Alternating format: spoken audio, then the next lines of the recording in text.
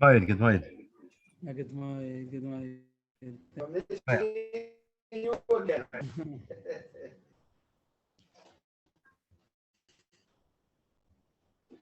Yes, Aleph. Towards the top. What is that? About 5, 6 lines down. So we're talking about what's the Mishnah? Got the Mishnah already? What have we been talking about? It's on the Mishnah. I talk about doing kavanas, but we're going off on a tangent a bit. We're going to talk about the Gemara is going to bring a kasha from the Dam and the Davos. So here goes the Gemara.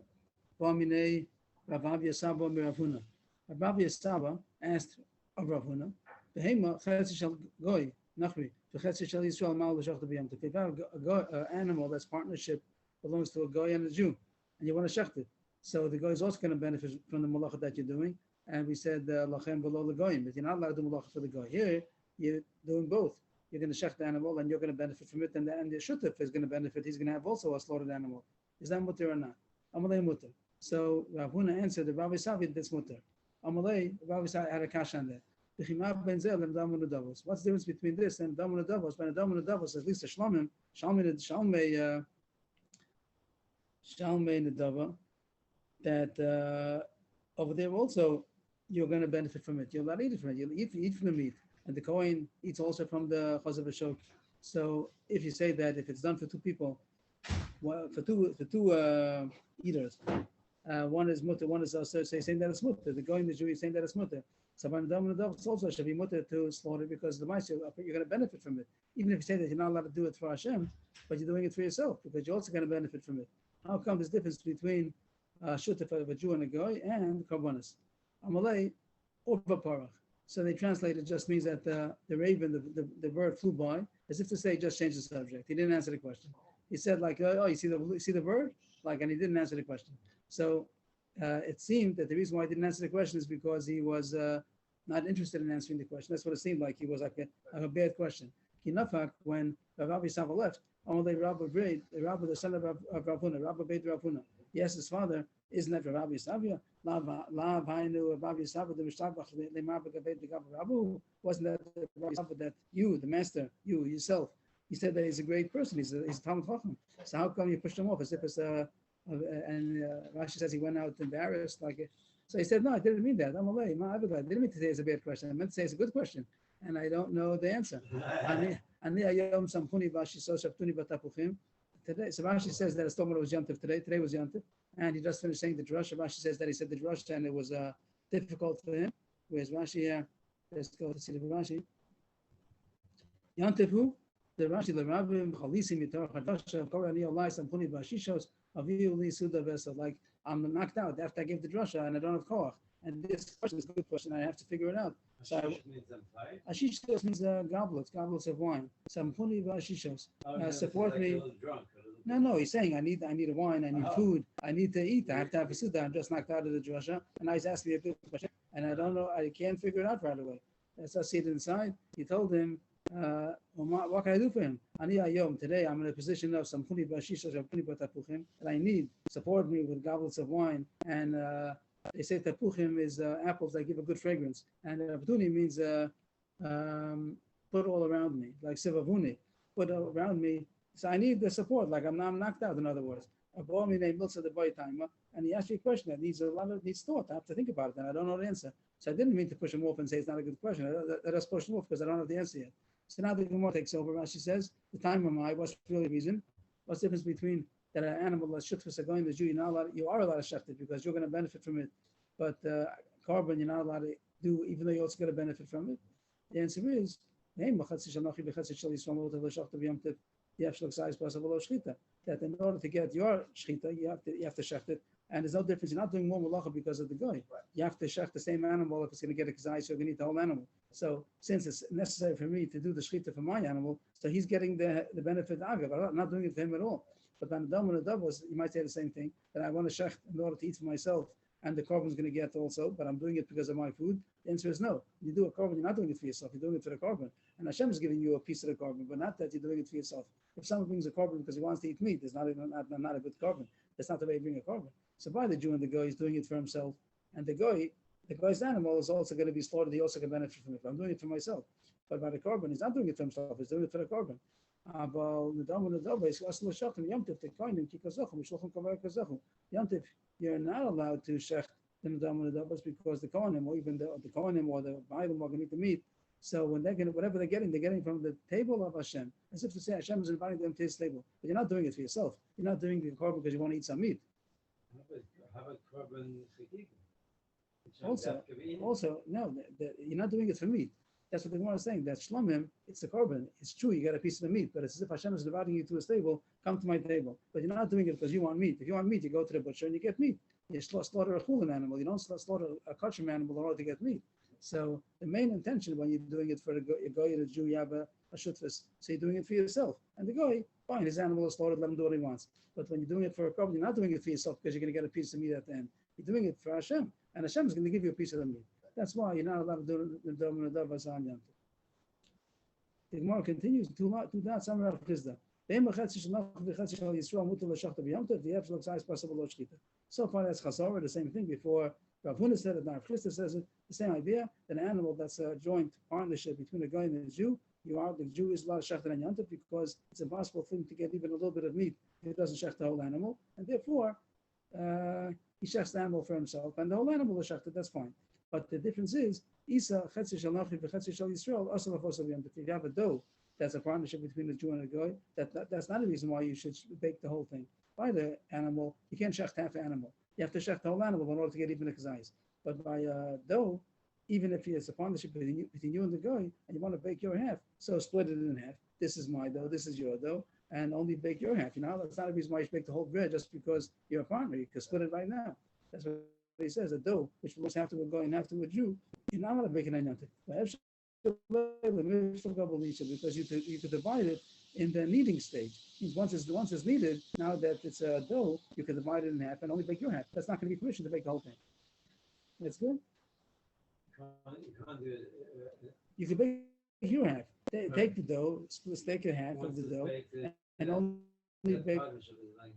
How about before baking? They didn't bake it yet, so you're not allowed to bake it because you want to use your half. Take your half and bake it, and don't bake the other half. By the animal, there's a way to do that. You can't only check half an animal, so you don't check the whole animal for your half. But by the baking, bake your half only. Tomorrow's a kasha from a Mishnah that seems to say that if you have a dough that's going to be baked for you and also your dog, the dog also ate some kind of bread, and you baked it for him.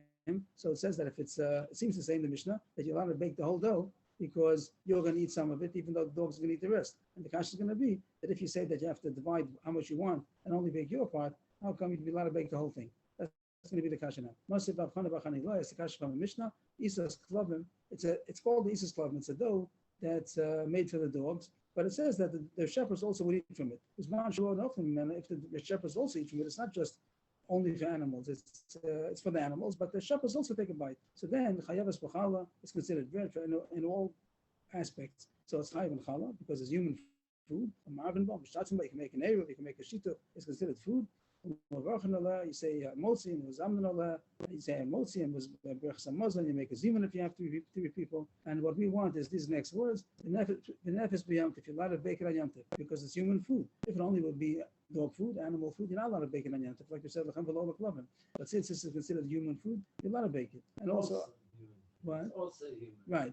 And the Gemara thinks that you're allowed to bake the whole thing, even though you're not going to eat the whole thing. Some of it's for the dog, but since it's right l'achila for a person also, you're allowed to bake the whole thing. Then what skash is going to be divide. Why is that so? We just learned that by you and a goy that you have to separate. Right, you should divide the dough and only bake what you want. The Mishnah continues, but Pesach is considered matzah also. On Pesach, you make that it should be not chametz, it's also considered matzah. That's the rest of the Mishnah. But anyway, the kash is how come you can bake the whole thing? Why can you bake the whole thing on Yom Tov? Actually, the dog is the servant of the master. He's an appendage of the master. He's dependent on his master. Not so goy. So what? Therefore, he's almost like responsible to feed him. You're not allowed to. As we started off, you're not allowed to do malacha for a dog. L'chem v'lo l'klavim. So based on that principle, they did not allow to do for the dog, and he was doing for yourself. I thought there's enough communion between some strange dog. No, you're not allowed to do malacha. I'm not allowed to feed a strange dog with my own dog. Shabbos, you're not allowed to do malacha at all. Shabbos, you're not allowed to do malacha for your own dog also. You're allowed to feed him. That's a tircha of giving it to him, and a strange dog, you can't give that. Here we're talking about do malacha. You're baking, so you're not allowed to bake for the dog. L'chem v'lo l'klavim. You're not allowed to bake for yourself. And here it seems to say you're allowed to bake the whole bread, the whole dough, because you're going to eat a piece of it. And the kash is, if you say that by the guy and the Jew, you have to divide it and only bake your part. How come here we allowed him to bake the whole thing? So the Gemara says, you're right, doesn't mean that. Shani Isa, okay, first the Gemara starts off that you might eat the whole thing, or you could eat the whole thing. By the guy, you can't eat the whole thing because only half belongs to you. But here, the whole thing belongs to you. I could eat the whole thing if I want to. Shani Isa, I could give that animal a piece of meat, an avela, that animal. I could give him some dead meat, and I could eat the whole dough for myself. It's mine. I own it. So usually I would give it for the dog, but here I am going to give some of it to the dog, but I could use the whole thing for myself. At this point, the Gemara thinks that my intention is to give it to the dog, part of it. But since I could, theoretically, I could give him a piece of meat and keep the whole dough for myself. So that's enough reason that I should be allowed to bake the whole thing. But the Gemara says that's really getting involved in this story called Hoel. You say that since I could eat it myself, I'm allowed to do it to somebody else also. The Gemara is giving a question about this, which is really the basis of what we spoke at the beginning of the parak about Erev Tavshilin, that with the rice he'd be allowed to cook from Yom Tov to Shabbos. Only with Rabbanan need Erev Tavshilin. Over there we spoke about why with the rice are you allowed to, and we said in Machlokes and Maseches Pesachim, which is right here also, is it because that even if you bake for a weekday, from Yom Tov to a weekday, since if guests will come theoretically, they might stop in, say use it for today, that might be a reason why you wouldn't be chayiv with the raisa. Over there, the Gemara says another reason, maybe Yom Tov and Shabbos is one, but as far as our Gemara, it says this Machlokes Rav Huna and Rav Chisda and Rabba and Rav Chisda. But here the Gemara says, do you mean to say that even though you're going to eat only part of the bread, and part of the bread you're going to give to the dog, but since you could take the whole thing for yourself, that's enough reason why you shouldn't be Asr. If somebody bakes from Yom Tov to a weekday, I'm sure weekday, he's baking extra for the weekday. Not because he's baking, he threw in an extra piece. He is baking for the weekday. So is he chayiv malchus? If Chris dam malchus, chayiv malchus, because he did malacha, that's not for achol nefesh. He did it for the weekday. But Rabbi Amein alokia. No malchus. Why not? If Chris dam alokia, lo amin and holo. Since it's possible, theoretically, guests might come, even though you did a lot more than you need for yourself. You ate already. But guests might come and you'll give it to them. So that's the reason why holo, you're not on the rice level, you're okay, because it might be necessary for today in a heter way. And that Rabbi holds of that. So hashtanami chazilei, since it's possible, if guests would come, you have what to do with it. So here also it's called that you didn't do a malacha deraisa. But Rav Chisda didn't hold it. No, Amrin and hold. I was the one who said hold. Rabbi Maloka, Amrin and hold. He's the one who says hold. What's the Gemara's kasha? A contradiction of Chisda. Chisda over here says that you're allowed to bake the whole bread because you're going to eat some, and you could eat the whole thing if you wanted, but you don't plan on eating the whole thing. You plan on giving the dog some. And what's the Gemara thinks is called hoel. That since I could eat it, that's why it's not going to be on the rice level. But the Gemara is asking, Rav Chisda doesn't hold of hoel. He holds that that's not a good svara. The Gemara changes, adjusts the answer. The answer is not that you want to eat the whole part of the bread and give some to the dog, but you could theoretically eat the whole thing. The case is you are going to eat the whole thing. That you have an avela, you have a piece of nevela you can give to the dog. It says here, Efshel Faisan, the says without the word Efshel, the Vadai, Faisan ben avela, that you're going to give the dog the meat and you're going to take the bread for yourself. And the reason why it's mutter is because you're doing it for yourself. So just to sum up that Gemara, the Gemara spoke about shechita, that you have to, if you want to shecht an animal, half the animal for yourself, you can't shecht half an animal, so you shecht it and you could eat it, even though the guy's going to get the other half. By dough, you can't do that because you could divide the dough and take only what you have to bake by yourself. By the dog also, if you want to bake for you and the dog, take the piece that you want for yourself. And if you don't hold the whole, if you hold the whole, maybe you'd be able to do it, bake the whole thing because you might take the whole thing for yourself. But according to Chizda, you don't hold the whole, it's only going to be mutter if you're really going to give the dog a piece of nevela, piece of meat, and you yourself are going to take the whole bread for yourself. But if not, if you're not going to take the whole bread for yourself, so take off the piece that you want, and the dough, how much you need for yourself, and bake that, and don't bake the part for the dog. You're not allowed to do malacha for the dog. The Gemara continues. So we're going to see soon, we'll see soon in a second about the dogs. But so far it's true that the shechita you're doing shechita by the dough between you and the guy, only take how much you want for yourself and only bake that. You can't bake for the guy. As far as the dog, we'll come a little bit further with the dog. They asked from Rav Huna, the people, Rashi says, Baga means kfarim, people in the villages, that they have the responsibility of baking for the army. So it seems that the Goyish army, that something similar to a quartering act, whatever, the people not quartering, but they were responsible to bake the food. It seems that the food belonged to the army, but the people, the residents, they were responsible to bake the food.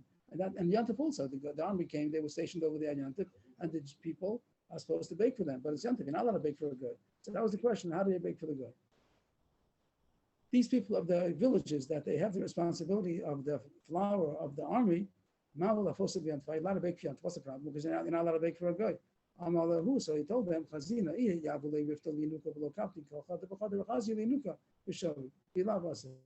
if the army, the soldiers wouldn't mind if you take one of the breads, you bake a lot of breads, and you give one of the breads to a child, and they wouldn't care, even though it seems that it's their flour. But since you baked it for them, they would understand. If you take a piece of bread, you take a roll, and you give it to a child, they wouldn't care. So then you can say everything's muted. I'm going to get some of it. Since I'm going to get some of it for the Jews, so then you're allowed to bake the whole thing. If not, if they're not, you're not allowed to give anything away to the Jews, so then you're not allowed to bake it.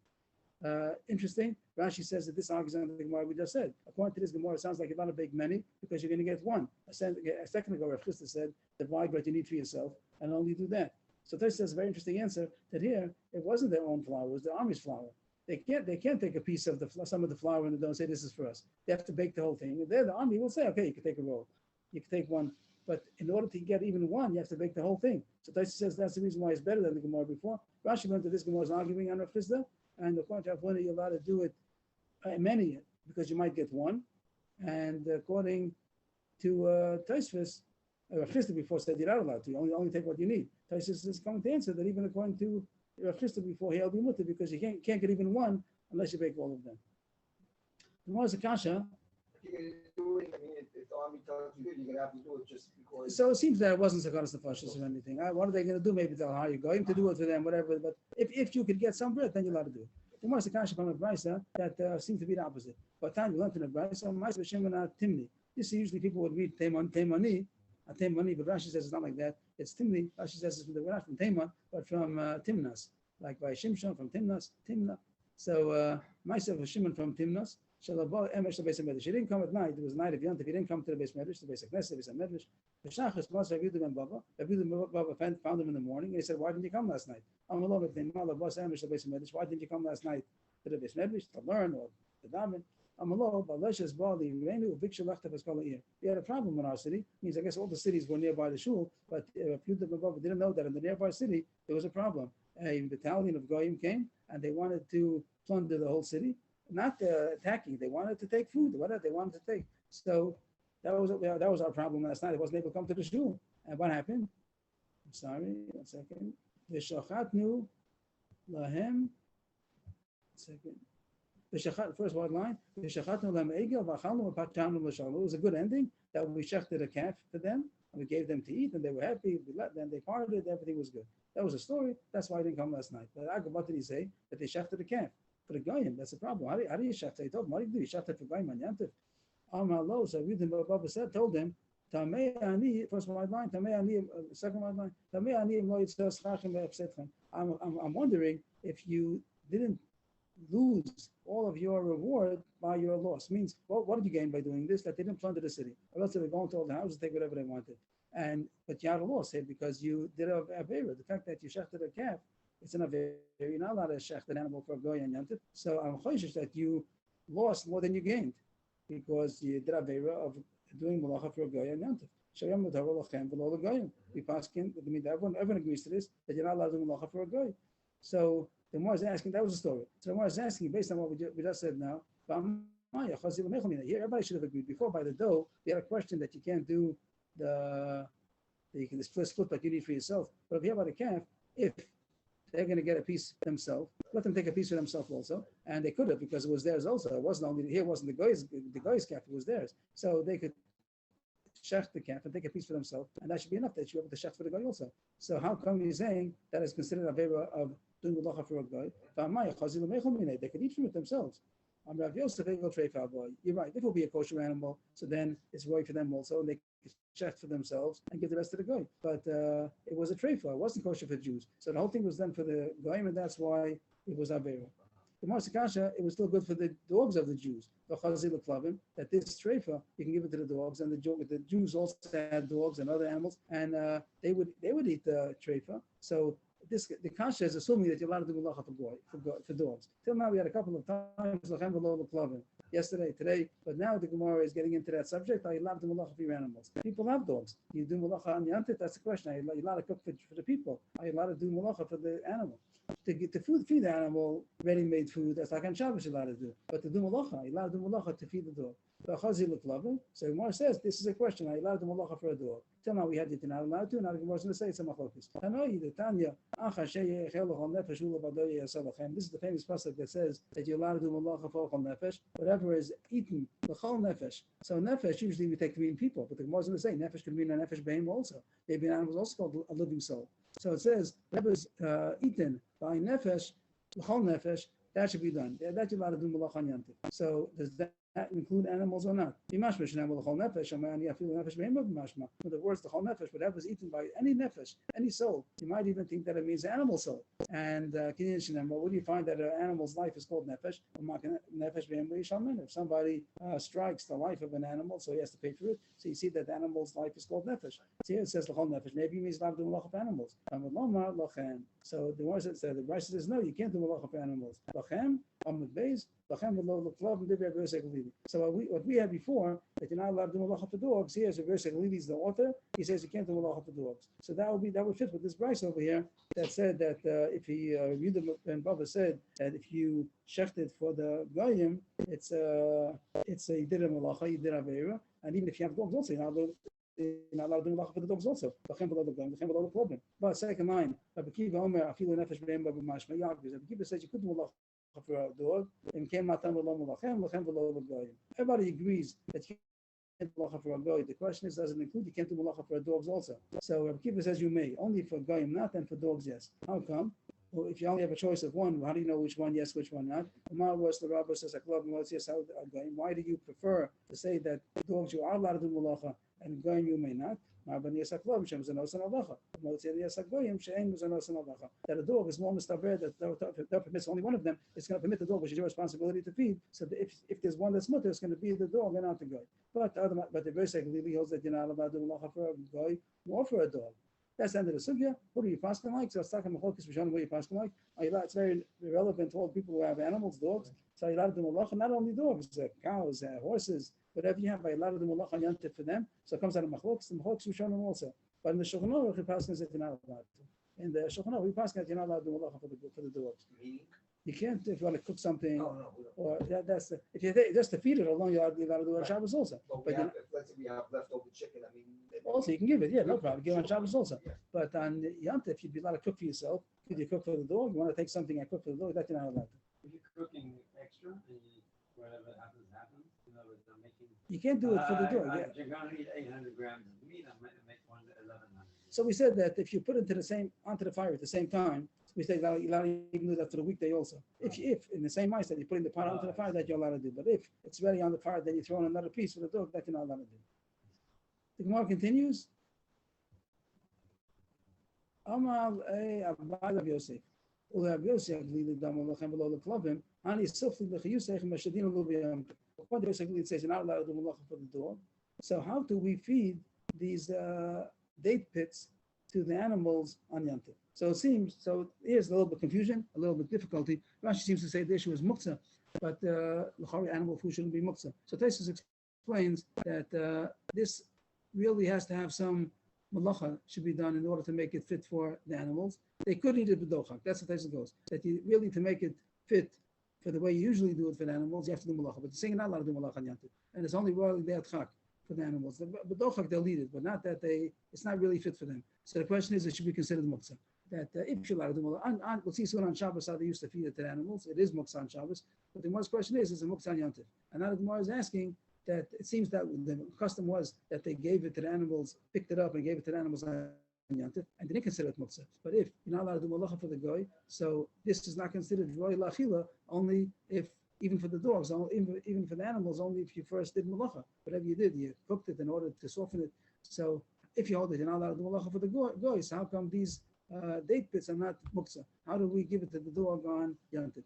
That it's not muktzah on Yantiv, it's better than Shabbos because you can use it for fuel. Since on Shabbos you can use it for fuel, so it's muktzah. But on Yantiv, that it's fit for fuel, so then it's not muktzah, and you can give it to the dogs. Then if you have vegetable, that's only good if it's dried out. Then dried is good for fuel. But if it's moist, it's not so good for fuel. So why should we be muksa? And we give the moist ones also to the dogs, to the animals. Chazul has to go though. That even though a small fire, it wouldn't be helpful to use moist pits. But if it's a big fire, so it gets dried out very fast. The fire itself is going to dry out the pits, and then it's, on the contrary, it's going to act as a fuel also. That's also not muksa because it's right for a fuel. The Mars Akasha, but on Shabbos we also give it to the animals. We do consider it muksa, but how do we give it to the animals on Shabbos? The Gemara started off on Yantif, and it seems that on Yantif they gave it lahedya, that they picked it up and gave it to the animals. And the most question was, why is it not muksa?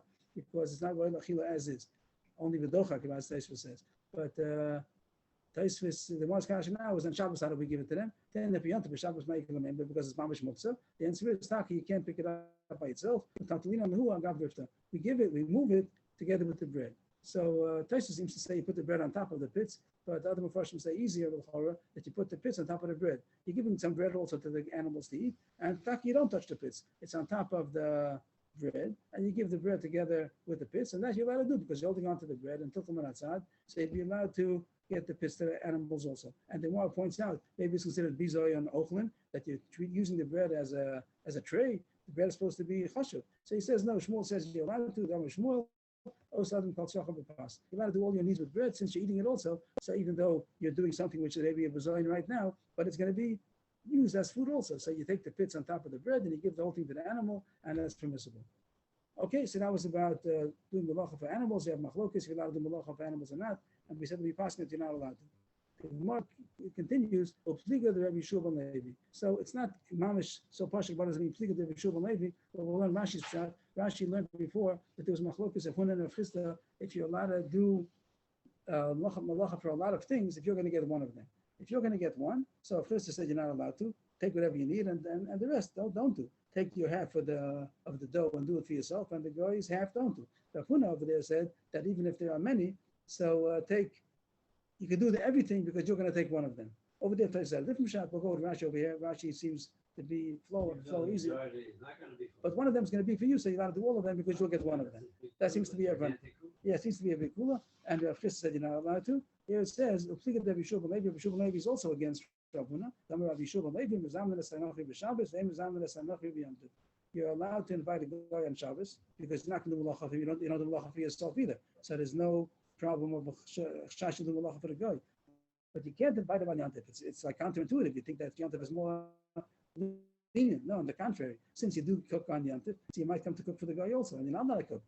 Below the guy. So therefore, you're not allowed to even invite him because you might end up doing malacha for him. Everybody gets whatever. You're cooking for everybody. You also cook for the guy. The Gemara is going to say heter, but so far it says you're not allowed to invite a guy. You got a bigger problem. You're going to be simcha. You're going to be simcha with the guy. You have wine and basa v'yayin. Sure, he's got all kinds of other problems. Well, whatever, but the basa was the problem with the basa. Yeah, the yain, they make sure once you give it to him, don't take it back from him because it's going to become yain nesach. Everything's a problem. The problem is that I'm going to be frolicking with goyim, and my yom tov devil is the worst thing. That's where we. The Gemara says in general. It's a side problem. You're saying the whole year round also. The Gemara says in general not to invite a guy and to serve him. The Gemara maybe once and even the weekday, even on the weekday, there's not a Gemara someplace else. But this is talking about halachically that it's also to invite a guy on Yantif because you might cook for him. You might increase for him. Just to point out, we had the Gemara says that you're allowed to put many pieces of meat, even for the weekday, more than you need, and then put it on the fire at one point. That wouldn't be a problem here also. If you put the meat into the pot, the extra pieces into the pot, and then put the pot onto the fire at one time, that wouldn't be a problem. But the gzeir is you might put in another piece of meat after it's on the fire. So you did a special thing that you're not allowed to do. And what does it want me to say that it argues on Rabbi Shubal? Excuse me, because we have said before that you're allowed to do malacha many pieces because you might get one. So you put many pieces into the pot, and the one I'm putting in now, I might be getting later on. So Rabbi Shubal maybe doesn't hold of that. That he doesn't know that. He holds like a chisda that take whatever you need for yourself and don't do extra that's going to go to the guy. So that's halacha that you're not allowed to invite a guy on Yantif. You couldn't invite him on Shabbos. The Gemara continues, even on Shabbos also a problem to invite a guy because you're going to end up with muktzah on the table. Mishum shiurei kosas, that the leftover of the wine of the guy is going to become muktzah, because as it was going to explain right away, that's going to become yain nesach. The choshesh that the guy, you're not allowed to drink, and the was going to say soon that you're not allowed to even benefit from the wine that the guy picked up. So therefore, it's going to become muktzah. You're going to be left with muktzah on the table, and maybe the shamash is going to come and take away the cup, and it's really muktzah. Our cups also should be muktzah. Rashi explains because the custom was to dip bread into the wine. I don't know if people do that still, but if you dip bread into the wine, so the bottom of the cup becomes full of crumbs and it's nimas. So it's not drinkable the way it is. So that's also muktzah. So the regular cups of wine that have bread in the bottom also should be muktzah. That the Gemara says no. You done chazal tam golem. Ours, you give to the chickens. The chickens eat the wine with the bread. That's okay. But the goy, you can't. The Gemara says, "Kasha, why is that? Give it also to the dog, to the Tanagolim. They do non b'chazul Tanagolim. Their couple also want to give it to the chickens. The answer is no. It's also about no. They do. But the wine that the guy drank from becomes also about no. You're not allowed to benefit. Not only you can't drink it, you can't even give it to the chickens also. That's why he says don't invite the guy even on Shabbos, because the leftover cup is going to become muktzah. The master kasha, what's the problem? Well, the linu agav kasa. Since the cup is not muktzah, you should be able to move the wine which is inside the cup. That's a little difficult for what we know from muktzah, that just because the cup is not muktzah, but if it has muktzah inside, it becomes a basis, at least as long as the wine is inside. So, Taisus talks about the problem, just to mention that it's not so simple. simple. The problem with the wine is because, I'm not kidding, because crumbs falling. We said the difference between the guy and the... touched it. Yeah, We yeah. go back to the young Nessa. Yeah, yes. The Jews, we said it's not a problem because even though you put bread in it, then it becomes nimas. But you give it to the chicken, that's okay. The chickens like breadcrumbs with wine. But goy, his wine becomes the yain nesach, and you're not allowed to do anything with it. It's also for the chicken, so it becomes muktzah, and it's on your table to the rest of the Shabbos. You're not allowed to move it away. So the Gemara says no, it shouldn't be muktzah because of the cup. So Taisus talks about it at the bottom that according to what we know, it should be muktzah. But the Gemara seems to learn that it's very little bit, and it's batel, and it should not be, the cup shouldn't become muktzah because of the little bit wine that's inside. That's Taisus seems to learn the Gemara. Milo Amar Rabba Metaltalin Kanuna Agav Kitmei. This is talking about Shabbos. Kanuna, I don't know how you pronounce it, but it says in our scroll Brazier.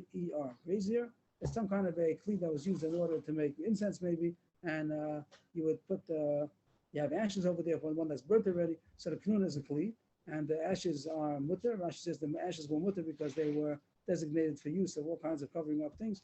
And the shiver eitzim, pieces of wood that were not yet burnt in the process of making the incense, and that's muktzah. So over there, the way Taisus learns is that the shiver eitzim was not choshev, and therefore it's not muktzah. So too, you should be able to move the cup, even though it has wine, which is muktzah inside, but the wine is not choshev, it's only a little bit left. You should be able to move the cup. The Gemara says no, it's different. The fact that it's asabano, that this wine is asabano, so it makes it more choshev, and therefore you're not allowed to move it. It doesn't become bottle. You wouldn't be allowed to move the cup. So why does Gemara just say that everyone holds that you're not allowed to invite a goy? According to Agamar, the Yeshua Levi gave you a would have been matir. You're not allowed to invite a goy because you might do malacha for him. On Shabbos you're allowed to because you're not doing malacha for anybody. But then the Gemara says there might be a problem of his cup is going to be muktzah, and you might forget and move it away, and you're not allowed to because after you finish drinking, whatever leftover wine is inside is muktzah. The Gemara continues. Maybe it's not in place. First line. Amalei Avacha Medifta Ravina, but we keep Throw it and just wrap everything into the okay, that would be okay. the plastic foil. That would be okay, probably. As long as you don't pick up the cup. Right. Why are you not allowed to take away the muktzah? After the muktzah, let's say he has a cup and he made muktzah, but then it's on the table. The rest of Shabbos, it's disgusting to leave a cup that's just going to be there the rest of the day.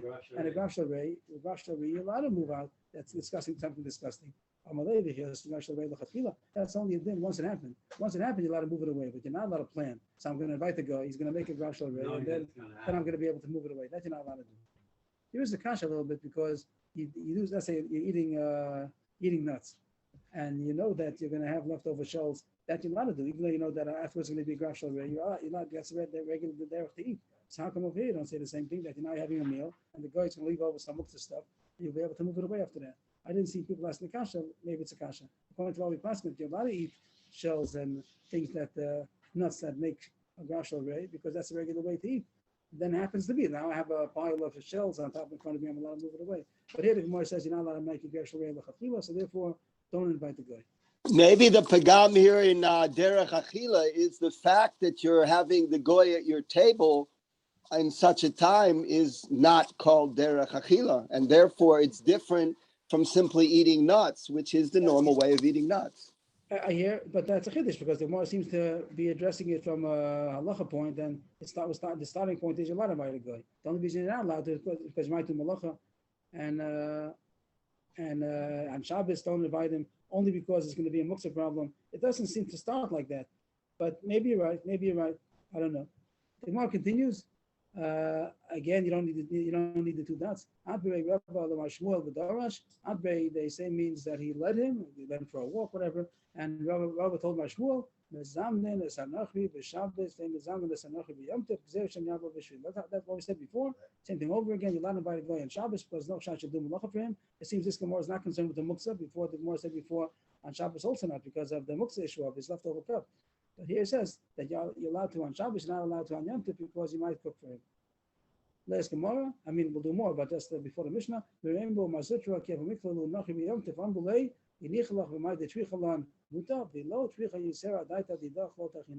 is the Eitzah, how you could invite a guy on Yom Tov. That the Hochshash is Yabba B'Shvilo, you might do more. But if you make an announcement, you tell the guy, whatever we have, and we can't cook more for you. You make a declaration before that we're not allowed to cook for you, and whatever we have, whatever we don't have, we can't do anymore. So then, once you made the declaration, the guy doesn't expect anything, and there's no chance will be Marba B'Shvila. So then you would be allowed to. That's the Eitzah, how to invite a guy on Yom Tov, as long as you tell him beforehand that we're not going to be allowed to cook anything more, do any malacha for you on Yom Tov. A small Mishnah and a small Gemara for today. You're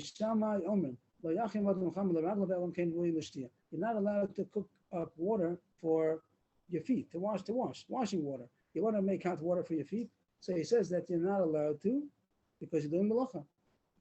Only if it's drinkable. So this goes to Shitaso, Bechara, that Beis Shammai says you don't say mitoch. I've had before. Beis Shammai says you're not allowed to carry a lulav, a katan, a sefer Torah, even though you're allowed to carry for ochel nefesh. But Beis Shammai says ochel nefesh yes, and other things not. Only for ochel nefesh. So you're allowed to do malacha for ochel nefesh, but not ochel nefesh now. Beis Hillel before said you're allowed to carry in the street. Why? Because since it's mutar ochel nefesh, mitoch. That is mutar ochel nefesh. Is mutar. So the same thing. So this Mishnah is the same thing. That according to Beis Shammai, you're not allowed to do water for washing, only because washing is not ochel nefesh. The drinking you're allowed to. And he seems to say that if it's really shtia and you might drink it, as long as there's a chance you might drink it, that's also good enough. But it has to be that it's. How do you eat bread if he doesn't wash his hands? I don't know if that's enough to be called ochel nefesh, but it's not talking about Netilas Yadayim. You could do Netilas Yadayim with the cold water also. You don't have to heat up the water. He wants to wash. He wants to bathe. So you're not allowed to heat up water for washing your feet, only if it's going to be drinkable. And that Beis Shammai l'shitasa, he doesn't know the mitoch ochel nefesh is mutar, but not ochel nefesh is asa. Beis Hillel material l'shitasa, because Beis Hillel says that mitoch, since it's mutar for ochel nefesh, it's mutar also without ochel nefesh. I think it's called mitoch over there. Mitoch shut otinam mishalol tzarech. That goes back in the Mishnah before by carrying the sefer Torah, the kata, and the lulav. Are you allowed to carry it in Yom Tov? That Beis Shammai says no. Beis Hillel says you're allowed to. That's called mitoch. Over there, the Gemara had another side to say Beis Shammai, Beis Hillel. The reason why it's mutar is because there's no Isser Hotzah. But the Gemara comes out over there that it's because of mitoch, and here's the hardest Persian Mishnah. I'm not sure why the Gemara doesn't bring this as a raya. That the reason over there why you're allowed to carry is not because there's no Isser Hotzah. Everybody saw the Yom Tov. Here it says the reason is here that you see this Persian still holds the mitoch. It's hard a good kasha that the Gemara should have brought it right from here. That the reason of Beis Hillel is because of mitoch. The Mishnah ends off one more din. Also, Adam Medura almost connected. You are allowed to make a fire in order to warm up. It's cold, and you're allowed to make a fire in order to warm yourself. And the Gemara is going to talk about right away. Is this only Beis Hillel talking? Is the Beis Shammai talking? Who's the author of the Sefer? In the Reish says Machlokas Shammai Beis Hillel. In the Sefer, it doesn't say who's talking. So who's the author? Maybe Divrei HaKol. Maybe everybody's talking. Beis Shammai agrees that you're allowed to make a fire to warm up, even though he said you're not allowed to make a fire to warm. You're not allowed to heat up water to wash your feet. How come you're allowed to make a fire to warm up? If it's hanos kol gufa, maybe it's considered ochel nefesh. The whole body is cold, and now you're going to make it in order to warm up. Maybe that's considered hanos kol gufa, is considered ochel nefesh also. Or odilma Beis Hillel k'tanilo, only Beis Hillel is matir because hold of mitoch. But Beis Shammai lo shanilu, Beis Shammai is going to ask him to do also. Tashma, it's only Beis Hillel. Tashma, Beis Shammai yomim lo yasa dem do Beis Shammai kinegda.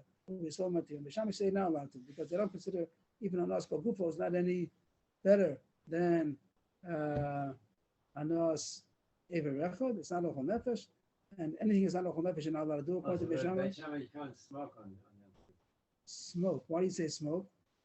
Yom True. Kippur, cigarette. Yeah, surely according to Beis Shammai, you're not allowed to smoke. The question is, so we finished the sugya. That's as far as we're going today. There's another mission, but it goes on to the next sugya, so we'll stop here. The Chaim David spoke about smoking on Yom Tov. So of course, you shouldn't smoke even on the weekday. Right. But the question is there mamash and malacha to smoke on Yom Tov? So many people do, but Poskim came out very strongly that you're not allowed to because it doesn't say over here, but the other Gemaras that say even according to Bishula, it has to be shavuot chol nefesh. Even though we just talk about bitoshu to chol nefesh, it's not even shalot self chol nefesh. But the one condition is yes, that it has to be shavuot chol nefesh, something that everybody would use. It doesn't mean that that the Gemara is going to say that even if it's very expensive and you don't, most people can't afford it. That's not called not shavuot chol nefesh. Everybody would like it, but not everybody could afford it. But it's something that everybody could have access to, but some people don't want. So then it's not even according to Bishula. So once upon a time, you could say that a long time ago that cigarettes maybe shavuot chol nefesh. Some people did. Everyone likes cigarettes, but some people did. Some people didn't. But nowadays, it's definitely not shavuot chol nefesh. Many people will say no, not at all. So therefore, the pashtus is that you're not a pashtus. It seems to be a malacha l'maisa mamish that you're not allowed to smoke. It's a malacha. It's a losasika malacha. You're not allowed to do malacha, so you're not allowed to make a fire to smoke on Yom Tov. And even somebody that smokes on the weekday on Yom Tov, he should not. So there, I saw many. So why is it still done, Lamaisa? I don't know. I saw many signs, very strong signs. Not lately, but years ago, I saw many strong signs. Kol Korei, all the Rabbanim. I don't know anybody could be matrit because everybody agrees that it's not shavuot chol nefesh anymore. No question that at least half the people, I hope more, will say don't want cigarettes. So even if it's for free, I'm going to tell you a Maisa. I went to Rav Yaakov Yisrael Fisher many years ago.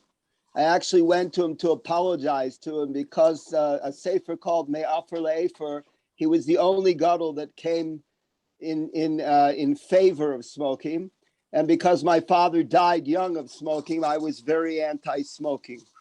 So I won't tell you what happened exactly in the whole thing, but I will tell you that Rav Yaakov Yisrael Fisher, who eventually died on a respirator machine, he said very clearly that he held of a Chasam Sofer, and he held that because the tests were done on people that smoke 7 days a week and not 6 days a week, and we have a clear raya from Shinui Vestos by Agieris that the body of a Jew is different from the body of a goy, that he didn't hold of the research.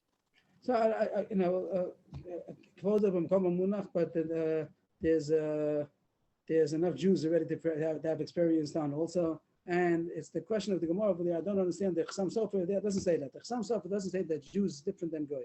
Over there it says that the Gemara says, he quotes the Gemara that says that maybe because the goyim are eating shkasim or Muslim, or maybe because the Jews are dying of mitzvahs, they're nervous because of mitzvahs, so they react differently. But it's not saying that inherently the body is different. And the research that's been done has been done on Jews already also. There's no question that it's a sakana for Jews also.